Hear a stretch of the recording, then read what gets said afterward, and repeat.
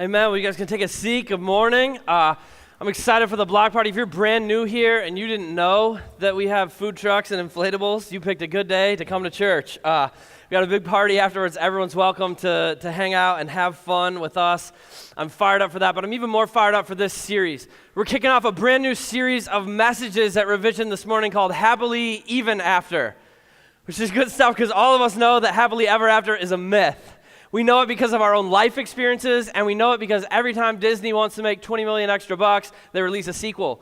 And we find out that Cinderella and Prince Charming, Aladdin and Jasmine, Simba and Nala didn't actually live out the rest of their days in never-ending problem-free bliss. It's just not how the world works. And in the real world, every study and every statistic and every survey about relationships that has been done in this century has revealed greater levels of dysfunction and dissatisfaction than at any time in human history.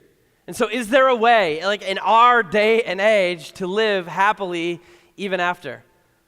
Well, we're going to spend the next few weeks getting a bigger, better vision, a revision of love and marriage, of what God says that they're all about, and of how God wired us. And I want you to know this morning, whether you're married or divorced or single or dating or hoping to be one of those someday, this series is for you.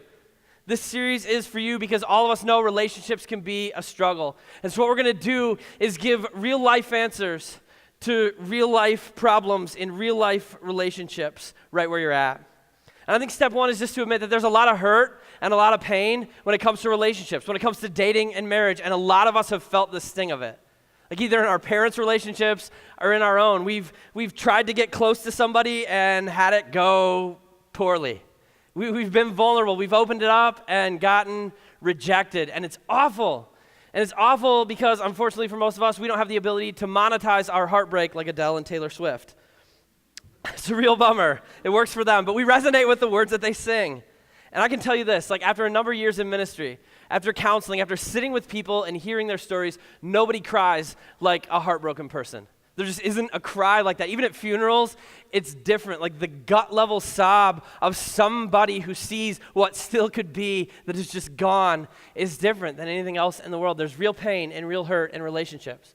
I think there are a whole lot of people in our world who look at that, who have borne witness to bad relationships, to dysfunctional marriages that produced bad fruit and bitterness, and they say, why would I ever want to do that? Why would I ever want to be involved with that? It's difficult, it's confusing. Why would I open myself up to that pain and that hurt? Why do I want to go skipping through that minefield? And it's easy to see how people come to that conclusion, but here's the reality. Deep down, almost all of us want to be married. Despite the fact that marriage has increasingly taken on less cultural importance than it ever had before, despite the fact that the age of marriage is moving back and back, Gallup did a recent study 2 years ago and found that 95% of American adults wish they were married right now, whether they are, were, or ever have been. 95%. Even people who say marriage is a dead institution want to be married. The survey says, is marriage dead? Yes. Would you like to be married? Absolutely. And they don't even know it. Sometimes they don't even realize that that's what they want. I have these conversations with people all the time. I say, man, I don't know that I need marriage. I don't feel like I need to put the label on it. You know, I'm just looking for someone to love. You know, someone who'll just kind of like be there through thick and thin, and just someone who will like commit to do life with me. You sit there and say, oh, okay. So what you want is someone who will promise to love you, like for better or worse. Yeah. Like for richer or poorer. Yeah. In sickness and in health. I see what you're doing here. Yeah. Yeah, that's what I want. Okay. You can put whatever name on it that you want, but there's something inside of us as human beings that's wired to seek this out. We have a built-in longing to be fully known and yet fully loved. Like you know me, and you know all my fears, and you know all my faults, and you know all my failures and my insecurities, and you love me anyway. And there's a deep-seated longing in our souls for permanence. It's part of our nature as human beings. I think somewhere in between the longing for marriage and the being married, there's this process. This process of being attracted to someone and figuring out how far you want to continue with them down that road. And I want to kick off the series this morning by taking a look at that space. Because if we're going to live out the fullness of God's design for marriage, all that he says it could be in our lives and for our lives, if we're going to live happily even after, then the who matters. Who we're going to marry, who we're going to do life with matters a whole lot. But even as I say that, I want to get this disclaimer out of the way right off the bat. No matter who the who is, no marriage is going to be perfect. Not one, not ever, because every marriage has an imperfect person in it, and also his wife. Okay? The who makes a difference. And so today, we're going to dig into something I'm calling faithful attraction. Like faithful to the way God designed us, attraction to another human being. And we're going to ask these questions. What should we be looking for? Or who should we be looking for? And what should we be looking for in them? As we look ahead towards marriage, we're going to ask, what does God have to say about attraction? So if you have a Bible or a Bible with you, you can open it up to the book of Song of Songs or Song of Solomon. It's right towards the middle. It's sandwiched between Ecclesiastes and Isaiah. And if you don't have one, no worries, the words will be on the screen. If you don't own one, we'd love for you to take one from the Next Steps table on your way out the door today. You don't have to sign up or talk to anybody. Just snag one. We got them in a bunch of colors. We got kids' versions for your kids. Please take them. But a quick background before we dig in. Song of Songs is an entire book, smack dab in the middle of the Bible, about the love relationship between a man and a woman. It's written by Solomon. And the Bible says that he's the wisest man that ever lived, so he probably has something good to say about love. The Bible also says he had 700 wives, which I think qualifies him as the dumbest man that ever lived. A bunch of married dudes are nodding their heads like, I can barely handle one of those. 700. Amen. Okay? So you might be wondering right now, why would we be learning about love and marriage from a guy who clearly was awful at it? Like, isn't he a bad example? Yes. But this song is a poem that he wrote for his first wife before he had any others.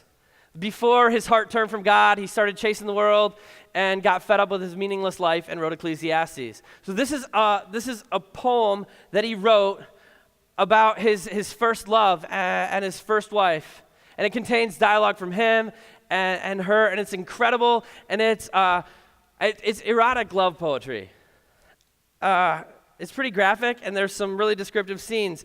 And you might, if you've read any other bits of the Bible, wonder, why is that in there? Like, why, right in the middle of the book, is there graphic sexual love poetry? Good question. And to be fair, some people think it's just allegorical. Like, this whole book is just a description of, like, God's love for humanity. And so they'll take places like chapter 7, where Solomon describes his wife's lovely chest and say, well, that's the Old Testament and the New Testament, because there's two of them. Never mind that one is hundreds of years older and twice as big. Okay, it's not an allegory. This is not allegory. Okay, it is. They're not totally crazy. There's something we can get out of this. So, like, specifically that human relationships, specifically the intimate love relationship in a marriage, are for us a tangible allegory. They provide us this small, imperfect picture of the intimate, incredible, self-sacrificial love relationship that the God of the universe wants with every single human on this planet. We have a lot to learn about who God is and how God loves in studying this book. It's profoundly theological. But that theology happens in Song of Songs in the context of a story about a man and a woman who meet, fall in love, get married, and get it on. And then fight, because that's the next step in marriage after the honeymoon. If you don't believe me, ask a married person, okay? So this morning, we're going to start at the very beginning, chapter 1, verse 1, and we're going to talk about the beginning of relationships, attraction. You guys ready? Solomon's Song of Songs. Let him kiss me with the kisses of his mouth. For your love is more delightful than wine. Pleasing is the fragrance of your perfumes. Your name is like perfume poured out. No wonder the young women love you. Take me away with you. Let us hurry. Let the king bring me into his chambers. I promise not to read the whole book in sexy voice. I just wanted to try it. I'm sorry. No more. I'm sorry. Okay? Here's what's happening. And here's why I think that this passage and this morning and this topic and this book is valuable for married people and unmarried people alike. This is a married couple looking back on what attracted them to one another in the first place. It kind of starts with the wedding night. It flashes forward and back. It's not chronological. But this is two people talking about what makes their relationship work, what makes it great, and what attracted them to one another in the first place. And there's something in here There's something in this little passage as Solomon's beloved talks about what attracted her to him in the first place that's huge and it's important and it is epically countercultural for us. It is simply not the way our world tells us to think. Okay, she starts off by saying, let him kiss me with the kisses of his mouth, for your love is more delightful than wine. I had my wife memorize that in 4 translations. It's just good stuff, okay? Then she starts talking about perfume. Pleasing is the fragrance of your perfumes. It's pretty simple. She's saying, I like the way you smell. This is a pro tip for all you teenage boys. Shower regularly. It makes a difference with the ladies. That's good advice. Write that down. Write it down. Okay. But then she says something kind of weird. It's a little bit crazier. She says, your name is like perfume poured out. Your name is like perfume poured out. Well, see, in this day and age, baths were often hard to come by. Water was pretty scarce in a fairly arid region. And so what people would do is take this oil that had been through a very thorough purification process. It was purified oil or perfume, and they'd rub it all over their bodies. And you can imagine how important that was in like an agrarian society when you worked outside all day long and you couldn't just walk inside and take a shower. It mattered. And so she looks at him and says, your name is like perfume poured out. And what does she mean by that? Well, his name represents his character, his integrity, his reputation. She takes a look at him and says, your character is fragrant. Your reputation is awesome. It's worthy. It's valuable. When people look at you, they see a man with integrity. No wonder all the other girls are jealous of me. No wonder they want to be with you. You're a man of character, and everyone knows it.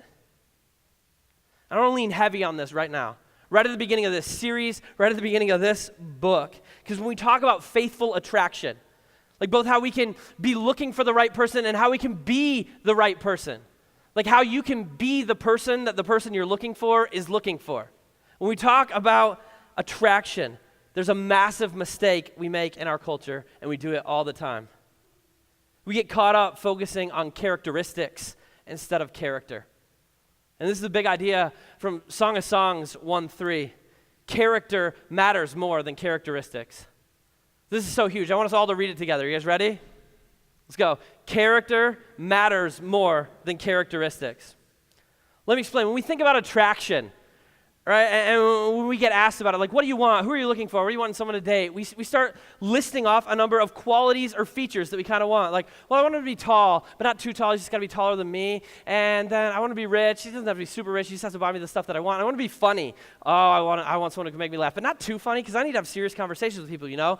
I don't want to be cute, but not super self-aware of it. And we make this list. I want to challenge that this morning because I think your list will not be enough to live happily even after. It just won't. Because that six-pack that's on your list is eventually going to be a keg, and all you're going to have left is his name. Like, all you got left at the end of the day is her character. I mean, look at the vision before you today. I met my wife when I was in high school. I had 6 visible abs. I ran a 100-meter dash in 11 seconds and change, and I had a full head of hair. Like, all of it. Some of you are looking at me like, he tricked her. I did, and I'm not sorry. But look, if the only thing about me worth being attracted to was my track speed, my abs, and my hairdo, I would not still have a wife. I wouldn't. And hear me out on this. I'm not going to stand up here and say none of that stuff matters at all, and you shouldn't pay attention, or you shouldn't even notice it. Like I've heard people say, it's shallow to be attracted to someone's physical appearance. That's also true. Like it's just reality. Often, some sort of physical attraction is the first step in a relationship. I remember the first time I ever met Jenny. Vividly, I could sit down with a sketch artist, and I could give you an exact picture. I know what she was wearing, I know what her hair looked like, everything. It's burned into my memory. But I'm going to be real straight with you guys. The first time I saw her, the thought that went through my head wasn't, her name is like perfume poured out. I didn't know her. But the first thought that went through my head was, man, she is cute. And then I watched her walk away, and I thought, wow, she has a nice jeans. That's a nice pair of jeans, okay? I might overshare a little bit in this series in ways that make her uncomfortable. I'm sorry. I just want to be real and raw and honest with you guys. That's what I thought. I was 17 years old. She was 16. I didn't think about her character. I thought she has a pretty face and a nice jeans. I still think that. But I got to know her, and I found out that there's a whole lot more to her than just the way that she looks. Okay, so when it comes to characteristics, like how people look, what level of education they have, how funny or spontaneous or wealthy they are. Those are not bad things to notice, but they are bad things to build on, okay? They may make an okay entry point into a relationship, but they make a terrible foundation for it. This week I was trying to reach some tools that were up on a shelf in my garage, and I couldn't quite get there. So I pulled a Rubbermaid container over, and I stood on it. And just as I reached the bag of tools, the lid collapsed right in the middle.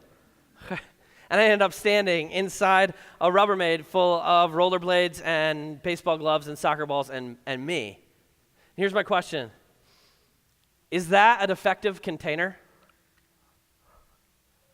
No, it's a good container. It's just a really bad ladder. When we put the weight of love and marriage and life on a handful of characteristics that we think we want, whether it's money, looks, intelligence, humor, we set ourselves up for collapse. But this is how our world and our culture operate all the time. It's what we do. We treat human beings like they're commodities. And then we walk out and we try to assemble our perfect fantasy person like we're ordering a footlong at Subway. Like, no, less of that, yes, extra.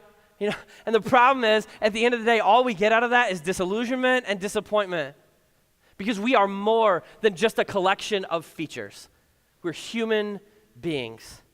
And married people, you are not off the hook on this. You're absolutely not. There is nothing, not one thing that will leave you more dissatisfied with and in your marriage than reducing your spouse to a set of characteristics that you want that maybe they don't have. Than forgetting the character that made you originally say, I want to build a life with that person, and then thinking about some quality that the lady in your office or the guy at your gym has that they don't. Stop it. Don't buy what the world is selling you. Character is infinitely more important than characteristics. Look at verse 3 again. She says, she doesn't say, you're so hot, no wonder everyone wants you. She says, your name is like perfume poured out. No wonder they're all jealous of me. No wonder. She says, you have a reputation for being an amazing guy, and any girl will be lucky to have you.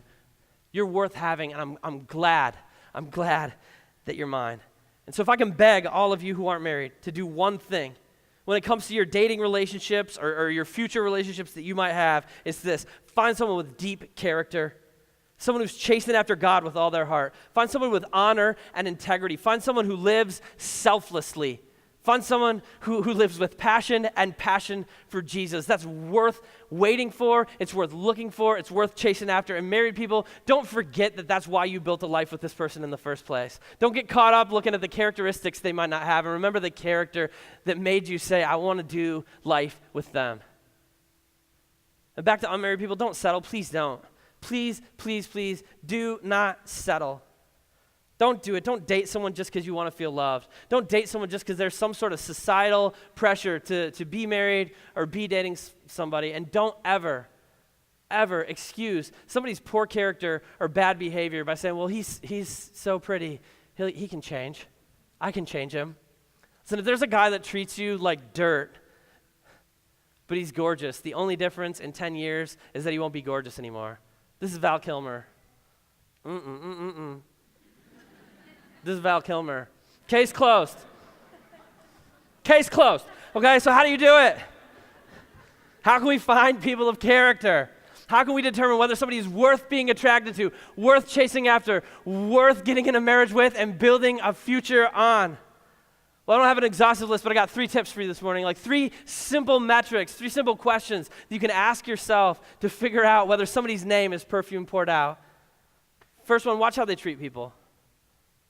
Watch how they treat other people. If somebody is self-absorbed and condescending and mean and dismissive and selfish towards other people, eventually that's how they're going to live and act towards you too.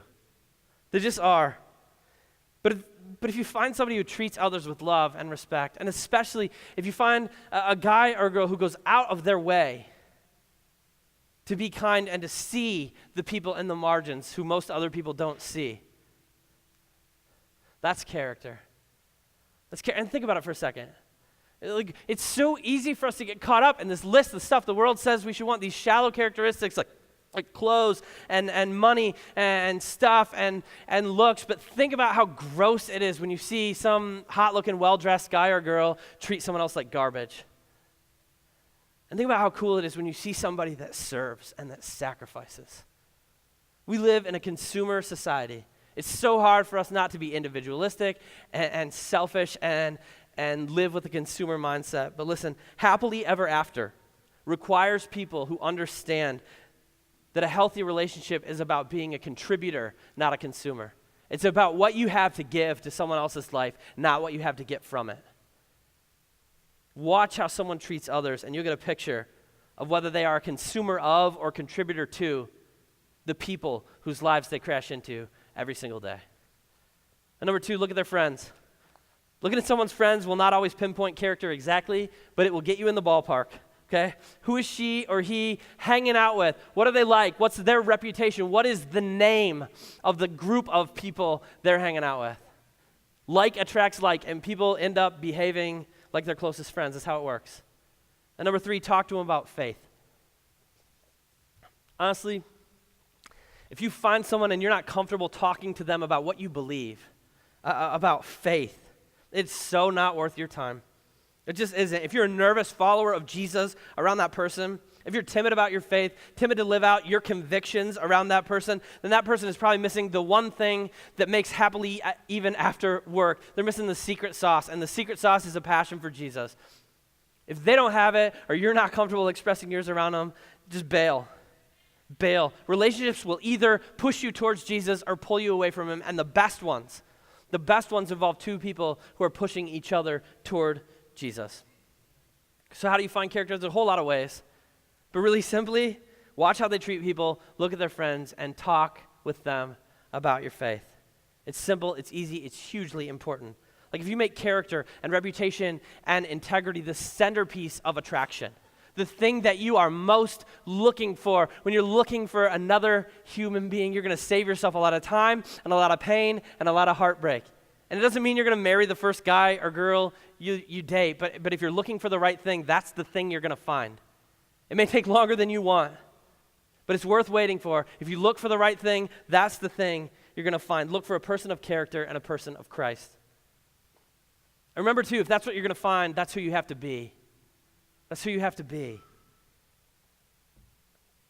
Everybody, like whether you're 11 years old or 111 years old or anywhere in between, whether you're married, single, dating, or any it's complicated relationship status in between, I have this challenge for you this morning. This is my challenge.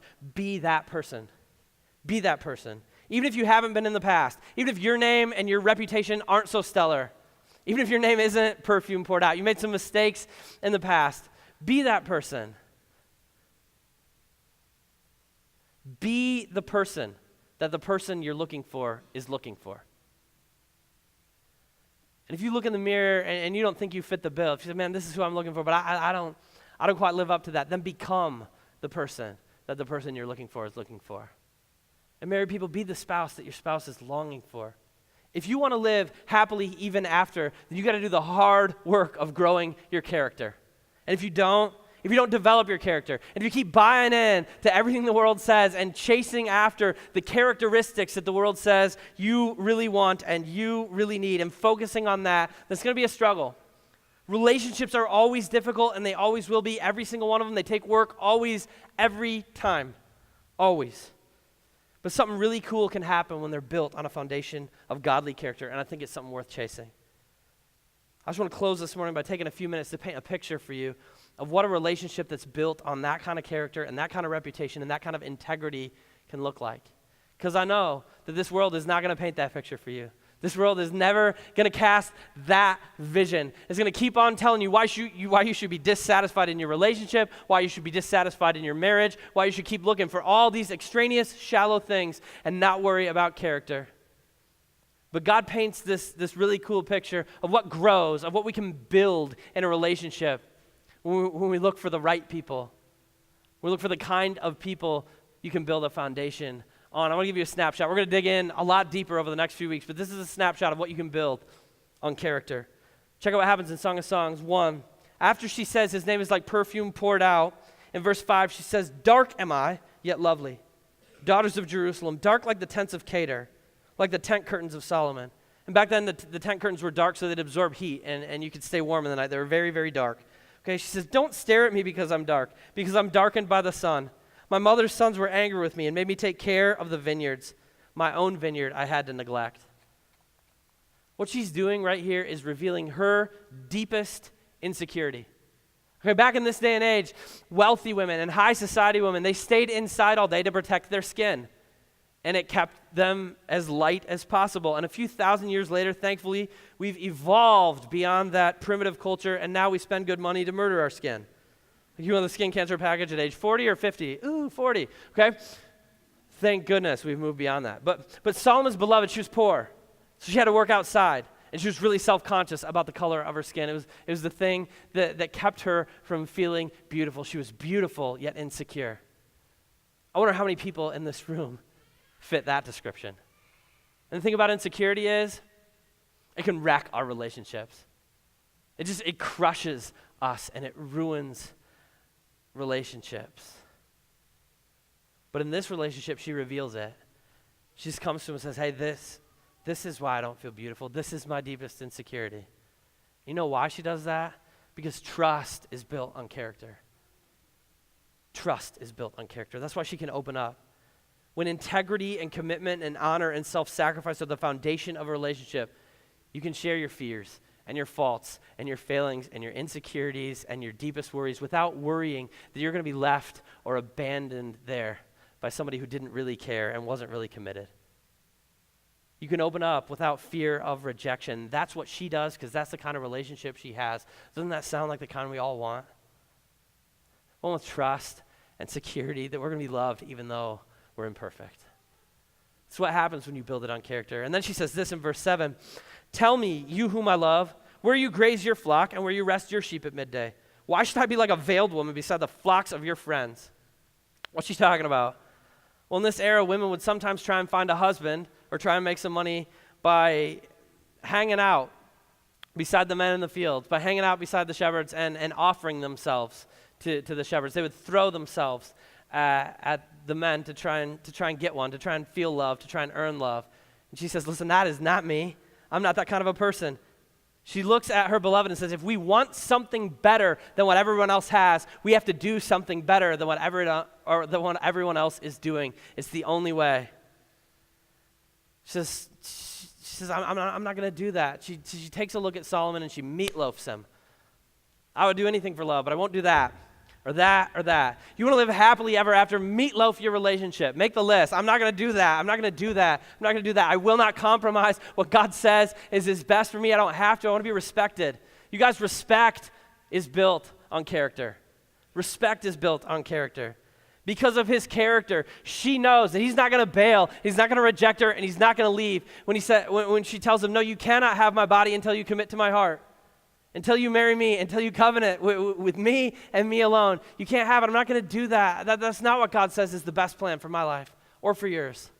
And she knows he's not going to bail because he's a man of character. Respect, like having respect for the person you're dating and being respected by them, man, that's worth waiting for in a relationship. And it happens, and that's what a relationship looks like when it's built on a foundation of character. And the last thing, she shares her insecurities. She just opens up. She gets vulnerable, and she says, I want to be respected. And then he responds to her with one of the most incredible lines in this entire book. It's in verse 9. He says, I liken you, my darling, to a mare among Pharaoh's chariot horses. She gets vulnerable. She says, I'm insecure. I want you to love me. And he says, baby, you remind me of a horse. Don't try that line at home. It does not translate in this culture. Trust me, I made that mistake, okay? But this is what he's saying, okay? Check it out. Pharaoh's chariot horses, they were chosen because they were perfect. They were the best of the best of the best, and they were bright white. And the Egyptians believed that Pharaoh was a god, and they believed that his horses were god-like, angelic, heavenly creatures. And clearly they weren't, okay? But in this cultural context, when we talk Pharaoh's horses, he's saying, listen, you are perfect to me. I don't care what you think about yourself. I don't care how you're insecure. You are the closest thing to a glimpse of heaven that I'm going to get on this side. That's what you are to me. And he builds her up. Encouragement is built on character. And what we're going to see as we dig into this book over the next few weeks is how they constantly lift each other up through encouragement. How instead of speaking to the characteristics the other one doesn't have, they speak to whom they see that person becoming, and it's what they become, and it lifts them up, and it's so good. It's what we're built for and made for in relationship. You're going to walk out the door today and see 100 things, 100 reasons on your phone screen, on your computer screen, on your TV screen, why you should be dissatisfied in your relationship, in your marriage, why you should be looking for a whole bunch of shallow characteristics in a significant other. But faithful attraction, looking for someone God's way. Someone whose name is like perfume poured out, someone with character. Like remembering that character matters more than characteristics. It's so good. It's a better way. Will you guys pray with me? Heavenly Father, thank you. Thank you for designing us for a relationship. Thank you for the way that you love us and the way you exemplify for us what trust and respect and love are all about. What's worth having in a relationship. And God, we live in a world and a culture that doesn't always push us towards you and doesn't always push us towards the kind of love that you say we should have. But Lord, I pray that as we look at our marriage, as we look towards marriage, and as we do this in community and encourage each other, that we would look for people of character, that we build our relationships on that, and that we would be people of character. Lord, help us do the hard work of growing our character so that we can love and we can sacrifice, so that we can be contributors and not consumers. We pray it in Jesus' name. Amen.